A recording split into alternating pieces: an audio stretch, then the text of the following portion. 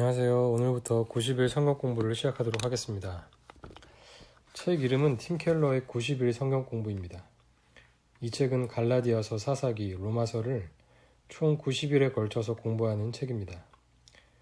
매일 정해진 본문을 읽고 묵상하도록 구성되어 있습니다. 갈라디아서는 22일, 사사기는 26일, 로마서는 42일로 이루어져 있습니다. 먼저 책 8페이지를 보시면 이 책의 활용법이 나와 있습니다. 제가 한번 읽어보겠습니다. 하나님과 더 친밀하기 위해 90일 여정에 오르는 이들을 위하여. 이 책의 궁극적인 목표는 책 자체에 있지 않다. 위대한 보물로 가득한 성경을 좀 더 잘 이해하여 자신의 것으로 만들기 위한 수단일 뿐이다. 영광스럽고 놀라운 성경의 가치를 온전히 누릴 수 있을 때 이 책은 더 가치가 있다. 이 세상은 오류와 거짓이 난무하고 혼란으로 가득하다. 그러나 하나님 말씀은 오류나 거짓이 없다.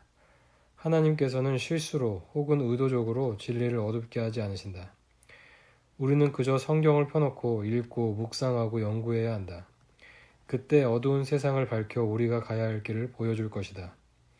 성경과 함께 이 책을 펴놓으라. 성경 본문을 읽고 난 후 곰곰이 생각하게 하는 질문들이 준비되어 있다. 말씀과 함께 질문을 살펴봄으로써 하나님의 뜻을 더 잘 알아가게 도와줄 것이다.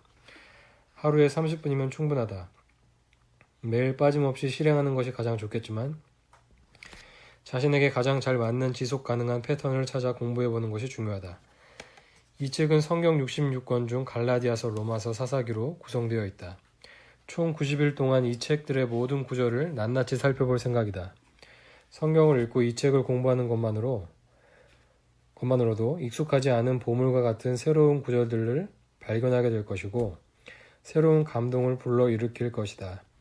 성경을 기억하고 반응하는 각자만의 방법이 있겠지만 당신이 시도해보면 좋을 몇 가지를 제안하겠다. 성경 공부 전에 본문을 읽고 기록할 것. 하이라이트. 하나님에 대해 가장 인상적이었던 진리, 의문, 읽은 내용에 대한 질문들, 변화, 성령께서 태도나 행동에 어떤 변화를 요구하시는지 적어보기, 공부한 후에 기록할 것, 한 문장, 하나님께서 나에게 말씀하신 것을 한 문장으로 요약, 짧은 기도, 내게 주신 은혜에 반응하는 짧은 기도. 90일 동안 이 책을 보며 하나님의 음성에 귀 기울이는 시간이 되기를 바란다. 말씀으로 기뻐하고 변화되고 도전과 위로를 경험하라. 말씀을 통해 주시는 축복을 누리기를 바란다. 주님의 말씀에 비길 수 있는 것은 아무것도 없음을 명심하며 책을 펴라. 자, 그럼 오늘 읽을 본문으로 들어가 보겠습니다. 책 12페이지를 펴주시고요. 오늘 함께 묵상할 본문은 갈라디아서 1장 1절에서 5절입니다. 오늘 본문의 제목은 복음의 진리입니다. 바울은 세계 여러 곳에 교회를 개척했으며 이것을 사명으로 여겼다. 그는 한 교회를 개척하고 떠난 후에도 편지를 보내 그들의 사역을 도왔다. 그 중 하나가 오늘날 터키 지역에 있는 교회들을 위해 쓴 갈라디아서이다. 그 연대는 그리스도의 죽음 후 불과 15년에서 20년 후였다. 바울과 그의 역할. 갈라디아서 1장 1절에서 2절을 읽으라. 갈라디아서 1장 1절에서 2절을 함께 읽겠습니다. 사람들에게서 난 것도 아니요 사람으로 말미암은 것도 아니요 오직 예수 그리스도와 그를 죽은 자 가운데서 살리신 하나님 아버지로 말미암아 사도된 바울은 함께 있는 모든 형제와 더불어 갈라디아 여러 교회들에게. 1번 질문입니다. 바울은 자신을 어떻게 표현했는가? 1절에 바울이 자신을 어떻게 표현하고 있죠? 사람들에게서 난 것도 아니요 사람으로 말미암은 것도 아니요 오직 예수 그리스도와 그를 죽은 자 가운데서 살리신 하나님 아버지로 말미암아 사도된 바울이라고 말하고 있습니다. 바울은 갈라디아서를 시작하면서 자신이 사도가 된 것이 누구로부터 말미암았는지를 밝히고 있습니다. 바울은 사람에게서 말미암은 사도가 아니라 예수 그리스도와 하나님 아버지로 말미암은 사도라고 자신을 밝히고 있습니다. 2번 질문입니다. 이 편지를 받는 이는 누구이며 본문은 사도에 대해 무엇이라고 설명하는가? 먼저 이 편지를 받는 사람들은 누구인가요? 갈라디아 여러 교회들입니다. 지금 사도 바울은 편지를 쓰고 있는데 이 편지의 수신인이 바로 갈라디아 지역에 있는 여러 교회들이라고 말하고 있습니다. 그리고 2절은 사도에 대해 무엇이라고 설명하고 있습니까? 2절 앞부분을 NIV 성경으로 읽으면 이렇습니다. All the brothers with me. 나와 함께 있는 모든 형제들입니다. 2절은 사도에 대해서 모든 형제들과 함께 있다라고 말하고 있습니다. 형제들은 다른 말로 성도라고 말할 수 있습니다. 그래서 사도 바울은 자신을 모든 성도들과 함께 있는 자라고 자신을 표현하고 있는 것이죠. 바울은 지금 모든 성도들과 더불어 갈라디아 교회들에게 편지를 쓰고 있습니다. 1절에서 2절에서 우리가 알 수 있는 것은 편지를 쓰고 있는 바울은 하나님으로부터 말미암은 사도이고 모든 형제들과 더불어 있고 갈라디아 교회들에게 편지를 쓰고 있다는 것입니다. 13페이지로 넘어가서 바울과 그의 메시지를 보겠습니다. 갈라디아서 1장 3절에서 5절을 읽겠습니다. 우리 하나님 아버지와 주 예수 그리스도로부터 은혜와 평강이 있기를 원하노라. 그리스도께서 하나님 곧 우리 아버지의 뜻을 따라 이 악한 세대에서 우리를 건지시려고 우리 죄를 대속하기 위하여 자기 몸을 주셨으니 영광이 그에게 세세토록 있을지어다. 아멘. 1절에서 5절에서 바울은 복음의 개요를 제시한다. 그것은 예수님에 대한 것이다. 3번 하나님의 사도인 바울은 예수님에 대해 무엇을 말하는가? 1절에서는 무엇을 말하죠? 1절을 보면 예수님은 그리스도이시다라는 것을 말하고 있고 그리고 예수님은 하나님 아버지에 의해서 죽음 가운데에서 다시 살아난 자다라는 것을 알 수가 있습니다. 3절에서는 예수님에 대해 무엇을 알 수 있습니까? 또한 예수님은 그리스도라는 사실을 알 수가 있죠.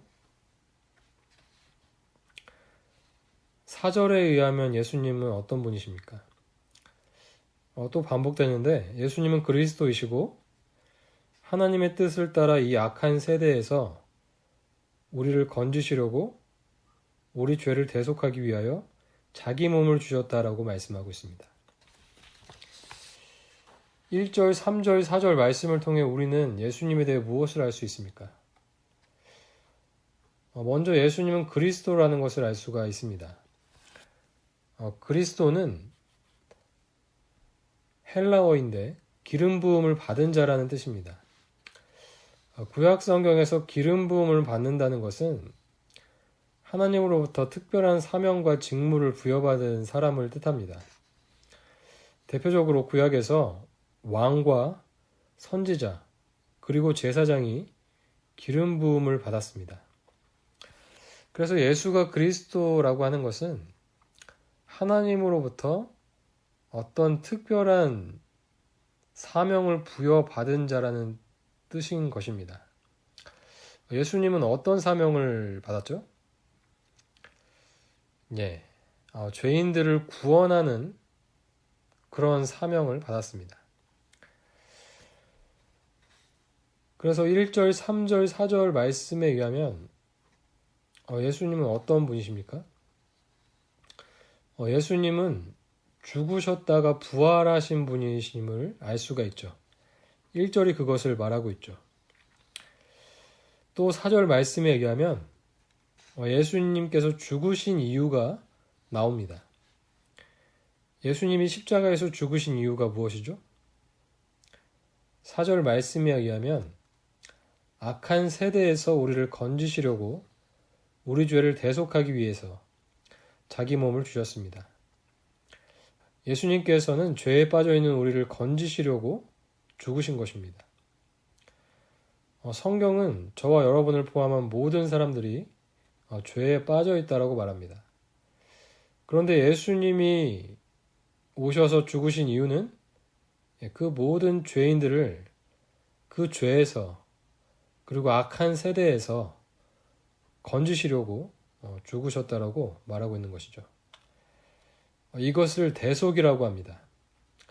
대속은 대신 속하다라는 뜻입니다. 대속이라는 것은 죄는 우리가 지었는데 그 죄에 대한 형벌을 예수님이 대신 받으셨다라는 것입니다. 1절, 3절, 4절을 통해 우리가 예수님에 대해 알 수 있는 것은 예수님은 그리스도이시다. 그리고 그분은 우리를 죄에서 건지시기 위해서 우리가 받아야 할 그 죄의 형벌을 대신 십자가에서 받으시고 죽으셨고 3일 만에 부활하셨다는 것입니다. 이것이 바로 1절, 3절, 4절에서 말하고 있는 예수님입니다. 4번 질문으로 넘어가겠습니다. 갈라디아서 전체는 복음으로 채워져 있다. 이것이 그리스도인들을 향하여 쓴 편지라는 점이 놀라운 이유는 무엇인가? 4번 질문의 요지는 이것입니다. 갈라디아서는 복음에 대한 내용을 담고 있는데 바울은 이 갈라디아서를 복음을 이미 받아들인 그리스도인들을 향해 쓰고 있다는 것입니다. 이것이 참으로 놀랍다는 것입니다. 복음을 이미 받아들인 사람들, 복음을 알고 있는 사람들을 향해 바울은 다시 복음을 설명하고 있습니다. 그 이유가 무엇일까요? 다음 부분을 읽어보겠습니다. 이 편지의 역사적 배경에 대한 사실이 쉽게 간과된다. 갈라디아서에서 바울은 복음이 무엇이고 어떻게 역사하는지 자세히 설명한다. 놀랍게도 바울이 복음의 개요를 제시하는 대상은 그리스도인들이다. 그리스도인도 비그리스도인만큼 복음이 필요하다. 그리스도인의 삶의 문제는 종종 복음을 잃어버리거나 잊어버리기 때문에 생긴다. 복음을 더 깊이 이해하고 적용할 때 믿음은 진보한다. 적용으로 넘어가서 5번. 종종 그리스도인들은 복음이 비그리스도인을 위한 것이라고 생각한다. 복음이 나를 위한 것이라는 생각을 했던 적은 언제인가? 여러분은 복음이 여러분을 위한 것이라는 생각을 언제 했습니까? 저는 복음이 나를 위한 것이라는 생각을 언제 하냐면 주로 은혜가 떨어질 때 이런 생각을 하게 되는 것 같습니다. 그리고 하나님을 의지하지 않고 내 힘으로 살려고 할 때 나는 복음이 다시 필요하구나 라는 것을 느끼게 되는 것 같습니다. 6번. 복음이 태도나 행동에 변화를 주었다면 무엇인가? 저는 복음을 듣고 복음을 깨달았을 때 제가 죄인이라는 것을 알게 되었기 때문에 복음이 나에게 준 그 변화는 겸손함인 것 같습니다. 왜냐하면 복음은 내가 죄인일 뿐이라는 사실을 알려주기 때문입니다. 그래서 복음 앞에 서면 항상 겸손해질 수밖에 없는 것 같습니다. 7번. 어린아이가 기독교의 복음에 대하여 당신에게 묻는 것을 상상해보라. 복음의 계율을 어떻게 말해주겠는가? 어린아이뿐만이 아니라 누군가가 여러분에게 복음에 대해서 설명해달라고 한다면 어떻게 설명하시겠습니까? 얼마 전에 교육부서에서 독후감 대회를 했죠.